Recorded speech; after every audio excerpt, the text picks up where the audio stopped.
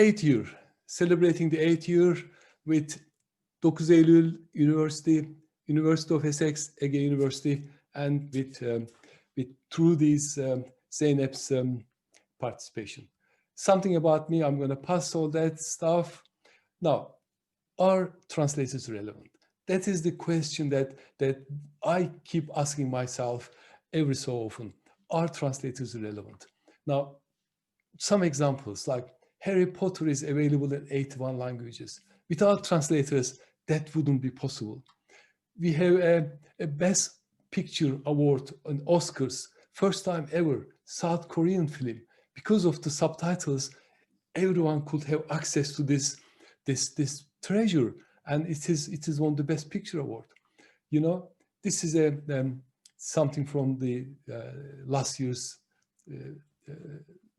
I think that was the awards day.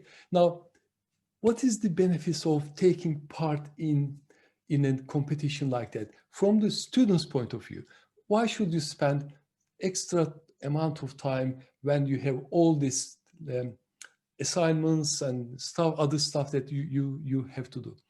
Now, this is kind of proven that I say this confidently, it is proven that you will catch up with industry practices by taking part in this competition. You will understand the commercial impact of quality.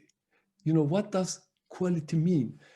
Something can be linguistically perfect, but if it is 1 hour late, it will be useless. Now, is it a bad translation? No, but because the deadline is missed, and the deadline could be for a launch of a product or a meeting, 1 hour could mean that what we delivered is useless, and it's nothing to do with linguistic quality. So understanding the commercial impact on quality and processes is so important. We are talking about a teamwork, and on the teamwork, a great translator can actually, if they don't have the right team approach, can actually create a big barrier for the team's success. And of course, you'll have a taste of a real translation project, working with a translation company, real customer, and everything else comes with it. So these are some of the benefits. You will hear this from Inastia and also Heather and from other colleagues as well, but I felt that I also mentioned some of the stuff that you need to do. You need to form a team. You need to search terminology, team coordination, solve problems, because problems come in different shapes and sizes when there is a teamwork. And of course, understanding what can create conflict and how to deal with different opinions while keeping professional courtesy in place. And of course, you'll have to focus on quality and the final product. And sometimes final product may not have anything to do with linguistic integrity. I always give this example. If you're buying a new smartphone, would you accept it if the package is damaged? You wouldn't, because you may straight away think that if the package is damaged, what is inside the box may be damaged as well. So you will not accept it as a final product. Then of course, delivery, because everything is, at the end of the day, has to be delivered to the customer, and that's the final step of it. So what to do in the next 4 weeks? Apart from doing your translations, use these 4 weeks as a kind of a boot camp where you can actually get into a commercial mindset. And you know, we have a translation challenge Facebook group. Create engagement there. Share something. Give a like. Ask a question. Engage with us in LinkedIn. We have a LinkedIn page. I have a LinkedIn profile. And also connect with others in the LinkedIn that shares the same ambitions and same passions as you. As a result, grow your network.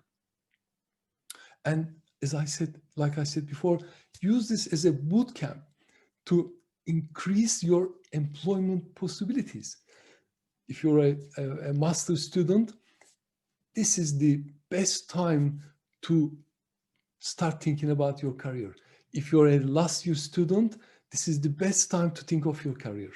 And the people who have been very successful are the people who make those arrangements well before their graduation. Now, there are some prizes. Like we do this every year. This year, I highly suspected it will have to be online again. There will be an online workshop.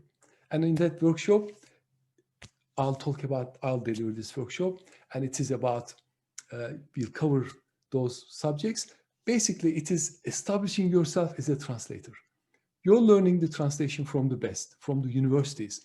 You're learning the science and technicality and everything. But we will cover the commercial side of it. So it will be a 2-hour online workshop. And there's one more prize. This is for the winning teams. I have a course in Udemy, 9 mistakes freelance translators should avoid. And we'll make this available free of charge to winning teams. So there are prizes, but this is just a symbolic prizes. The real prize is for you to take part in that 4-week process with everything you have, doing your translations, teamwork, engagement, and growing your network. So that is the real prize. Well, that's everything pretty much I wanted to say. And so thank you very much for taking part and listening. Now I'll hand you over to Zeynep Trudi. I'll just stop sharing my screen. Yeah. Hi, everyone. Thank you for having me. It's a great opportunity. Since I saw your slide, Levent, I thought I'll just dig mine out rather than, might be easy. I don't know if I'm going to be able to share this, but let me try. Yeah, I think I can.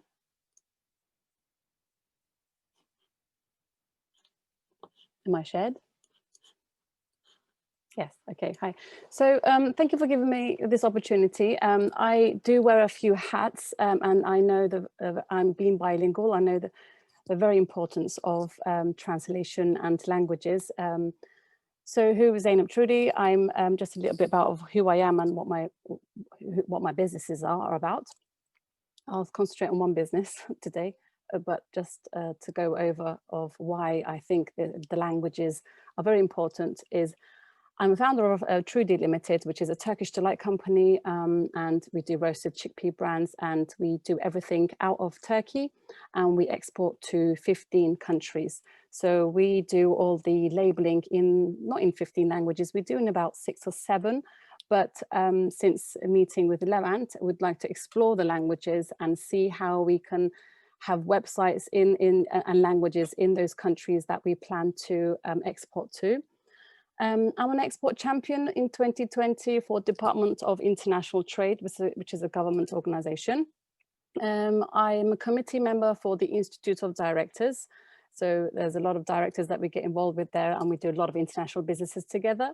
I'm an ILVP alumni in the USA, so I was invited by Barack Obama for the entrepreneurs from around the globe, and I represented United Kingdom. I have won a few awards. Okay, Coventry University. I'm on the advisory board member, the business faculty, which is, I'm quite used to all of these students working with projects. I'm also a mentor for some of the last year students in business and finance, where we set up businesses or do projects together.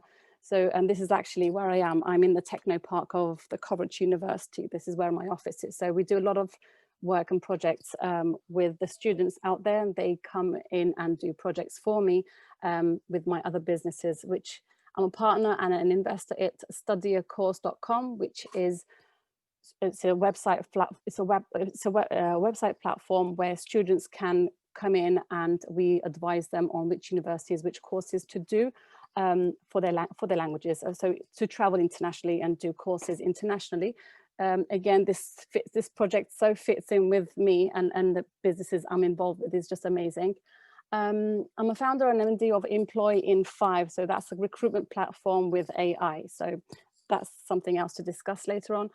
I'm a traveler, so I've traveled to over 40 countries. You know, USA is just one of them, and I've been to nearly all the continents, and that's just the one country, for example. And I'm a mother of 2 humans and a cat, so that's me. Why I've started the business, because I'm of Turkish origin, and I realized that there wasn't any original true Turkish delight in the UK market, with true authenticity, where it was gluten-free, it's vegan, and no artificial colors or flavors. Now I still am a semi-vegetarian. I was completely vegetarian for 25 years, and I always wanted to look at the back of a product. When I checked a product, for example, I read everything inside it. So transparency for me is very important. So so at the moment, for instance, this is one of my products, and I've got here 5 languages. So because we export out to those countries, and if a fussy person like me, for example, wants to see what they'll be inputting into their bodies after they've purchased that product, they would like to know exactly what those ingredients and what the story behind that product is before I actually buy it and bring it home to my kids and myself. So ingredients, gluten-free, product sharing, the whole story of the brand of the product, and being transparency in the countries that we export to and would like to continue exporting to, expanding our countries that we're in, is very important for me. So again, why I'm part of this project excites me. Again, you know, why Turkish Delight and why roasted chickpeas? Because I'm very fan of true authenticity and sustainability products. So gluten-free, protein, recyclable packaging, and kind of having that kind of all of that information on a pack, on a product, on a brand, excites me. Maybe because of my past, you know, not my past, but since I was 13, we had a restaurant, and I didn't understand why people didn't understand what's in the kebabs, where the salads came from, whether it's organic or not. So maybe from that kind of upbringing, it kind of pushed me into food and labeling food correctly and having that kind of transparency on the brochures that we do and on our website as well. So yes, and our audience is B2B and B2C. So I believe in getting the message out there to the consumers, because obviously the end consumers would be consuming our products. So they'll be able to lift this pack up, read all the information on it, whatever's relevant to them, if they've got any allergies, if they've got any laxative effects, if they're vegan, for example, even to the fact where the coloring has come from or the flavoring has come from, if there is an E numbers. So because that's important for me, I'm not assuming it's important for every consumer, because they are the ones that will keep coming back to buying the product again. Why business to business? Because businesses would need to buy a product to have it on their shelves. So if we think about, I don't know, say Sainsbury's, for example, I would need to get this across, not in that detail, but the product would need to say everything about the language. So if we're in the UK, but yeah, everybody else around the world, if the product is suitable for their target market, and what shelf it needs to fit on. So if it's a product for gluten-free or vegan, for example, it might go into the healthy snacking area rather than the gifting area. So that kind of transparency has always been important for us.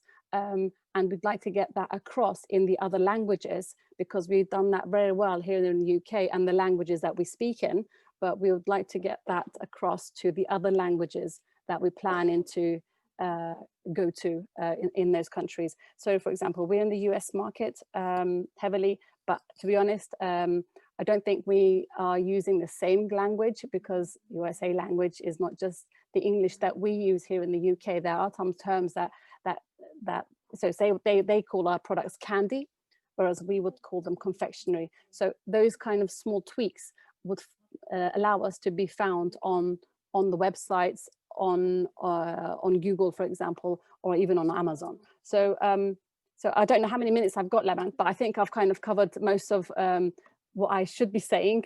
So I'm excited to be part of this, and thank you very much for this opportunity. Thank you, Zeynep. Thank you very much. I think you covered everything else, and if there are any questions, I'm sure that can come up. So I'll leave it to you, Slav. Thanks again, Zayn. It's really nice to meet you face to face. Finally, we have been emailing back and forth, but I think all the information you gave will also be very beneficial for the students as well when they are doing their translations, so they know what you're expecting, what your brand is about. And thank you for that explanatory speech.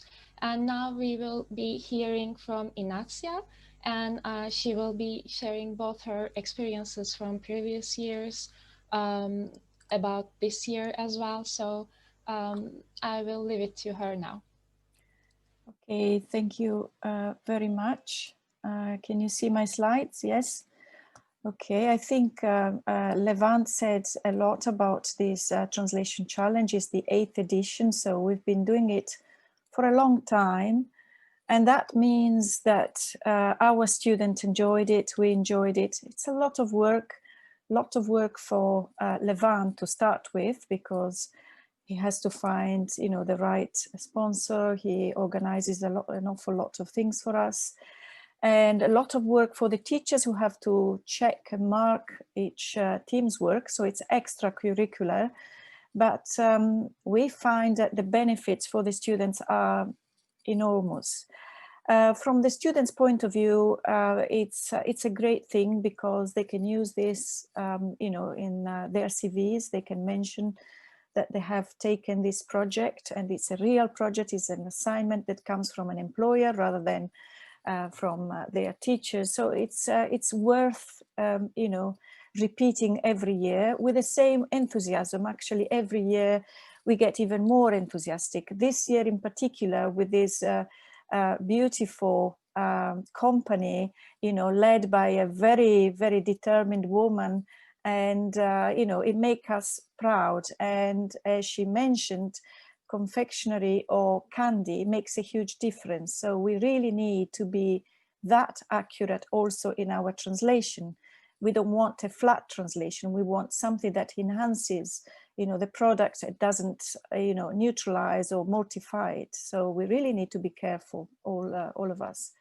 So I'm going to talk about the rules of this translation challenge, and I'm going to ask everyone to be patient, because there will be moments of joy, but there will be perhaps, you know, squabbles and tears, and we don't want to hear that. Try to sort that out among yourselves. The first thing, as soon as a team is formed, elect a project manager who will be in charge of, you know, getting everybody meeting the right, you know, the deadlines, because as Levant mentioned, deadlines are everything, are part of the quality of our job.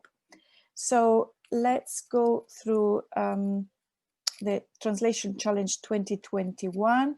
We wish we could have done this in person in our universities, but this is perhaps one of the positive aspects of being online, because it brings together 3 universities, and I think this is great.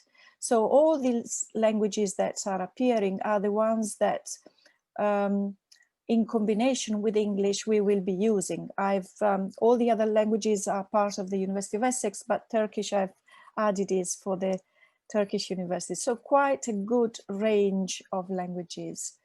So I mentioned teams. The teams is better if they are not too large, because otherwise there will be, you know, an idle person who tries to send the others to the forefront and has a nap. So it's better that we have 3-4 people per team, if possible. It's better to mix native speakers with non-native speakers for lots of practical reasons, you know, for the encoding phase and the decoding phase of the text, and then the, oops, something, I dropped some, and then the encoding phase. So one can help the other. In our case, for the University of Essex, we are also encouraging to participate. We, as every year, our finalists, our final year students in translation, interpreting and subtitling will take part in this translation challenge and in the teams. So we'll have teams formed of MA and BA students. For the Chinese group, which is the largest group we have, we have diploma students and MA students. As I mentioned, one translation manager per team who will make sure that everybody proofreads, translators translate, if you want to divide the team that way, and everybody meets deadlines. Sorry. So the deadline for now, today, I will send the text that Zayn has provided us today in one go to everybody, at least for the University of Essex. But I want a publishable translation, possibly, on the 3rd of February. So the teachers will have 2 weeks to go through, those translations. So I will email everybody via email, and they will get the translation. But then you will email the completed work, the translations, to your own language teacher. So no work, no matter how good, will be accepted beyond the deadline. So we are very, very serious. May I interrupt you just 1 second, Yes. please, Inasya? The rules obviously doesn't apply to Ege University and Dokuz Eylul. I mean the deadlines, because we will be evaluating the Turkish translations. Just to be clear, just to Yes. clarify. Yeah. Yes, this is just for the University of Essex. Yeah. Because you do so many other languages. Yeah. Yes, Okay. yes. And the winners will be the ones that will have made fewer mistakes. So obviously we will check the translations and, give the final proof reading before they're ready for publication. Okay, so put down that date on your diary, because it's quite important. And the team winners will be announced on the 17th of February when we have our closing ceremony. Okay, so there will be one team per language combination as winners.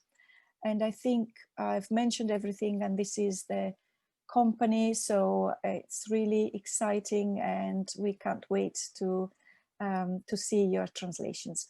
And that's all for me. So I can now pass it back to Sila. Yeah, thank you, Inasya. It was really beneficial, especially for the students of Essex. I mean, the common rules are still mostly applied to, again, Dokuz Eylul as well, but the dates and language pairs will be, of course, different for them. Now we will have Şeyda Kıncal from Dokuz Eylul University, and I believe it's your 3rd year participating in the challenge. Is that right? Fourth year. Fourth, yes. It's yeah. 3rd year for Ege, yeah. So it's also, again, a lot of experience, and I'm excited to hear from you as well. Thank you. Can you hear me well? Yeah. Hi, everyone. Greetings from İzmir. I'm Şeyda Kıncal from the Department of Translation and Interpreting at Dokuz for Devchev student organization, which helped the coordination of this event, this year's challenge, on our side. And it is our 4th year participating in the challenge, and all the past experiences have been very positive. We are all very excited to be part of this event this year too. And this year we have 12 groups and 44 participants from Dokuz Eylul University, from senior and junior classes. And as I said, we're happy to be part of this with Ege and Essex universities. Cooperation with the translation sector has always been a priority for us. And as I said, our students and we have been very happy with this cooperation in the past years. I think this is a great opportunity for the students to have a real-life translation experience, and it is a potential future reference for them. So on behalf of our department, I would like to thank Levent Yıldızgören, Sıla Erol, and the whole team of TTC. I'm personally very happy and honored to meet all of you, Ignazia, Heather, Zeynep, Trudy. And I would like to thank also this year's sponsor, Zeynep, Trudy. Yeah, I wish a very successful challenge to this year's participants. This is all I have to say. Thank you. Yeah, thank you. Thank you so much for sharing your experiences and expectations. Now we will hear from Selin Yağcı from Ege University, who was also my teacher as well back in college. So I'm also very excited to hear from her as well. And it's Ege University's third year in the challenge. Yeah. Yes. Yeah. Okay. Hello. I want to begin by saying how excited I am to be a part of this year challenge. This is the 8th consecutive year of the challenge, and we as Ege University, we are running our indeed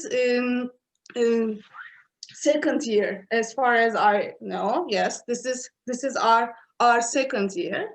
And first of all, I want to thank Levent Bey and Slav on behalf of our department's chair and faculty, and especially on behalf of our students for this opportunity. I'm also thank all the participants to Essex University and Dokuz Eylul University, and of course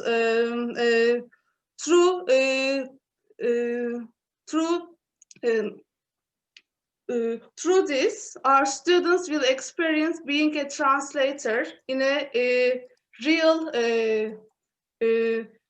environment and with a very interesting client. And from last year's experience, I can say that there are many reasons why our department, and I especially, support the participation of our students. Because first, students learn to work as a translator who has to fulfill responsibilities and of course follow the dates and etc. And second, they learn how to work as a team, and the dynamics of the team, and the problems and the benefits of being a part of a team. And lastly, they learn about the rules of a competition. I think this is really important, learning the rules and how to behave accordingly as a team and as an individual. So I wish all the groups good luck and hope to meet the winners next month. That's all. Thank you very much again. Yeah, thank you. Thank you so much. Although you have mentioned a little bit about the soft skills the students require through this challenge, now I will leave it to Heather Doyle, who will also talk about it further in detail, about the employment opportunities, about the soft skills this challenge gives to students who are participating. So I'll leave it to you, Heather. Thank you, Sila. I'm just going to try and share my screen. So,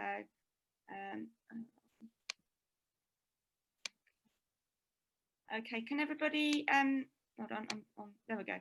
Could everybody see that? Yeah. Yeah, okay, great.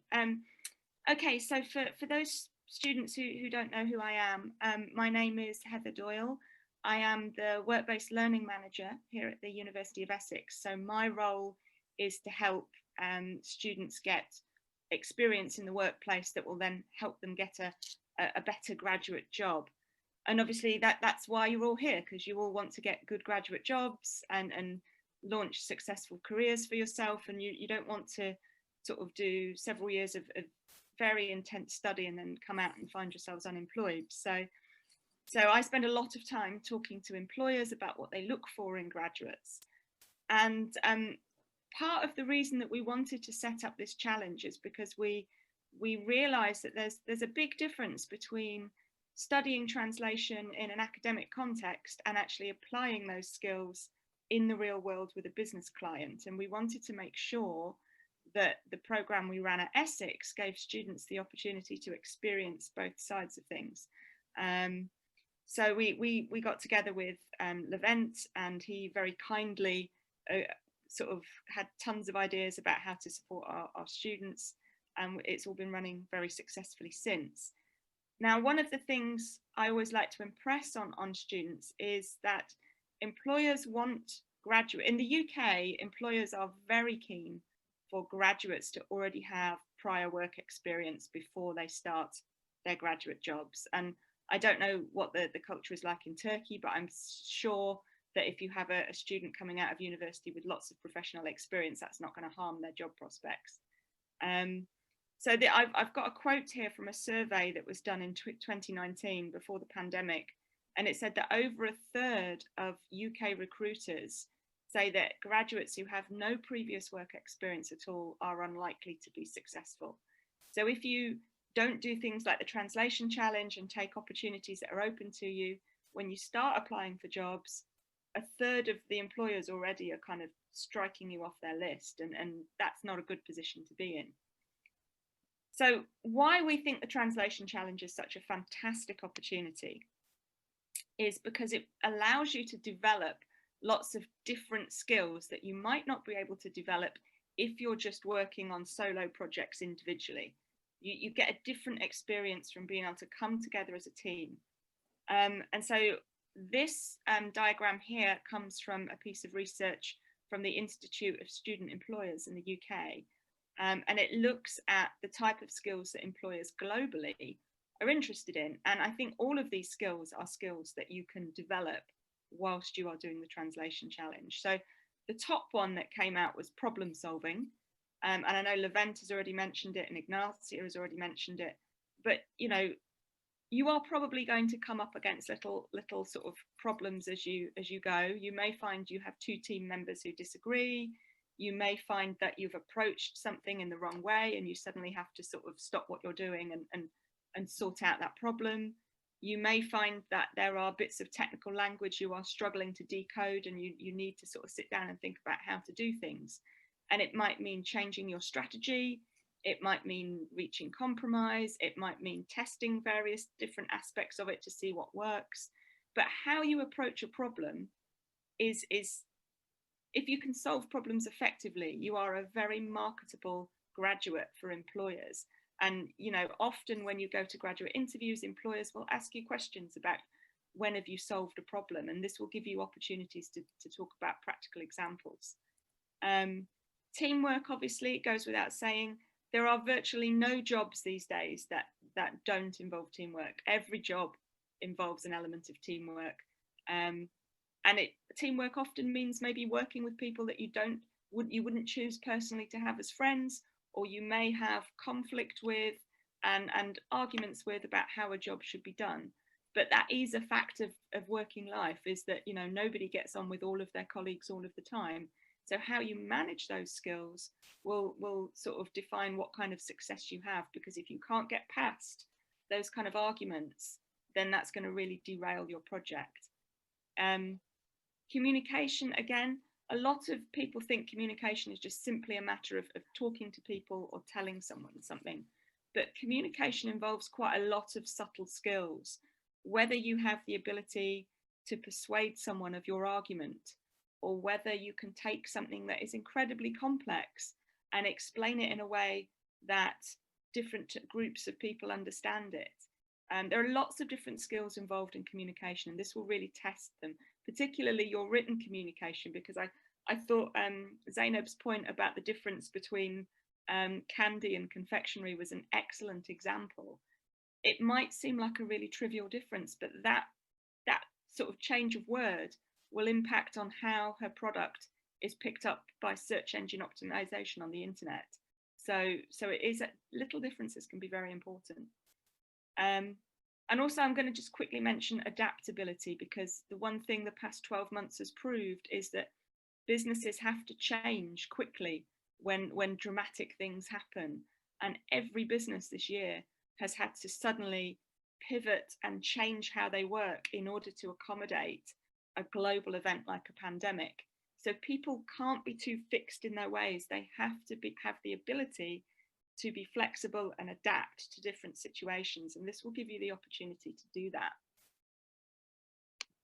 Okay, so very quickly, my last little slide graph here.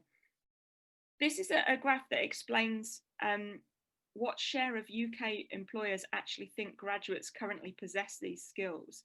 And as you can see, things like teamwork and problem solving and interpersonal skills score quite highly. So clearly employers think that graduates have these skills already.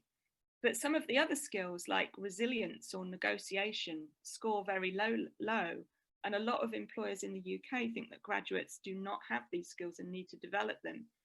And I just wanted to say something quickly about resilience, because the ability to cope with setbacks and cope with disappointments and cope with negative feedback and cope with things that are emotionally difficult is that if you can do that, that is the mark of someone who is extremely professional and can cope well in a working environment. And in the UK, we have, I don't know whether this is a phrase they use in Turkey, but in the UK, we have a phrase that we use, say you'd have to develop a thick skin so that when the punches come, you don't feel them. And I think that's a good metaphor for resilience. You have to be able to deal with things that might be emotionally tough, like stress, like people disagreeing with you or saying, oh no, that idea is terrible or whatever. You can't take it personally. You can't get emotionally upset about it. So I think there are skills that you can develop in this challenge, which will be really useful to you in the workplace. And you can give evidence of that in your applications. Okay, so my last slide is another thing employers talk about is the need to have commercial awareness. Now, if you've never heard the phrase commercial awareness before, and I'm sure there's a localized translation in Turkey, there's probably a different phrase that you use. What it basically means is you need to have understanding of how different employment sectors work, or how different organizations work, and how different issues, like for instance, COVID-19, impact those sectors or organizations. So, you know, if you're doing, because you will have clients from probably lots and lots of different sectors in your lifetime, unless you go down a very specialist route. So you need to understand how this product that you're working on, this translation that you're working on, impacts on the customer's business. So how will sort of doing a fantastic translation for Zaynab actually impact her business? What will it enable her to do? And so it's useful to be able to have that broader business knowledge, and hopefully by looking at the documentation that she sends over, you will be able to develop a bit more of a broader understanding of her business and what she's trying to achieve. And that will enable you to be a better translator. Okay, so that's kind of all of my slides. When we come together for the award event, I will talk to you, follow up on this and talk to you a little bit about how you can use your experience in your CV, on your job applications and in your interviews to really show employers that you do have some really worthwhile experience and that you have what it takes to be a professional translator. But in the meantime, I just want to wish you all the very best of luck. I hope it's a really useful, interesting, insightful experience for all of you, and that you gain some great skills, and that it really cements what is wonderful about translation and why you want to be part of this industry. Okay, thank you. Thanks so much, Heather. It's a great perspective to look from, actually. Not just a challenge, but it also gives us many different skills and personal qualifications. So thank you for explaining that. Actually, this was all from our speakers. Levent, would you like to wrap it up, and then maybe we can have a little Q&A with the students? Right. Yes. Unfortunately, we were not able to get all the participants, but I'm getting feedback that people are watching from Facebook and LinkedIn, so this will provide some sort of compensation. And also, if there are any questions, we invite them to send them to us. And what would be nice, actually, to share those questions in the Facebook group, Translation Challenge Facebook group, because partly Heather touched upon that as well.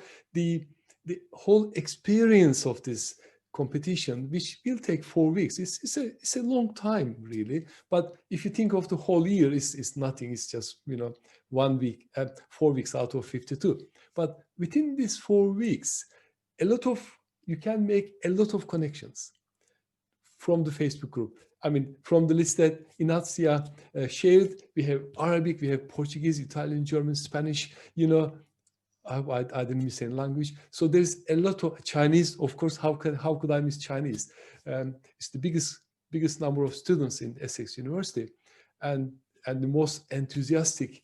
And I think last few years, Chinese students won most of the awards, and so it's an opportunity to grow your network, make connections, and because we are a very global industry. It's a small world, and it really is a small world when it comes to language industry. So that's a good opportunity to make connections. That's what I would stress. And any questions, please put it in the Facebook group, and then we'll make sure we answer them. And again, thank you very much for everyone for taking part. And I hope I'm not missing anyone. I mean, we have 100 participants here. I saw Lexa, so I don't know if Lexa wants to say anything. She's yeah. Hi, Lexa.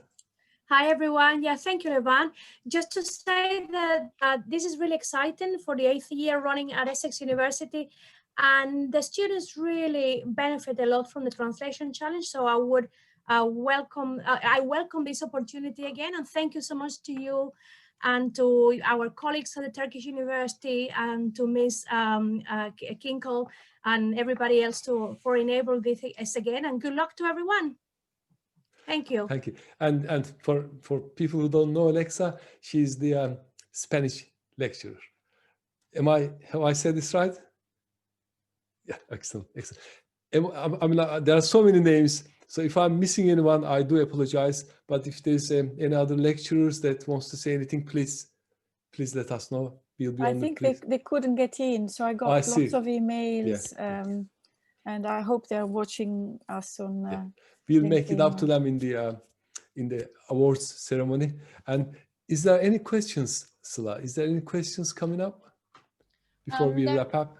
There were some about the deadline. So just to make sure, we said 4 weeks, but the deadline for the Essex University being the 3rd, it doesn't make 4 weeks. So as much as I know, we have calculated it from the lunch to the awards meeting. Yes. So this way it makes 4 weeks. Yeah, 4 weeks, because we need time to assess and evaluate the translations. So that's why Inacia said 3rd of February. And I think we have a slightly different deadline for the Turkish universities. Could you remind us what that is, what that deadline is? We haven't talked about the deadline for the translations to be submitted yet.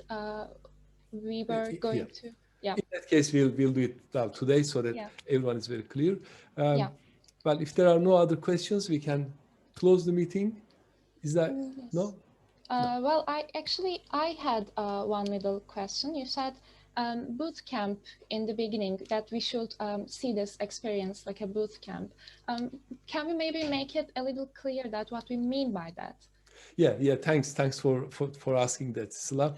What I mean by boot camp is a 4-week time that students can focus on creating a commercial awareness, on creating a network, and start thinking about their employment opportunities. Alongside what Heather mentioned, what UK employers are looking for in the graduates. Now, in Turkey, it's not much different. I don't remember the percentage, but the unemployability among the graduates is very high.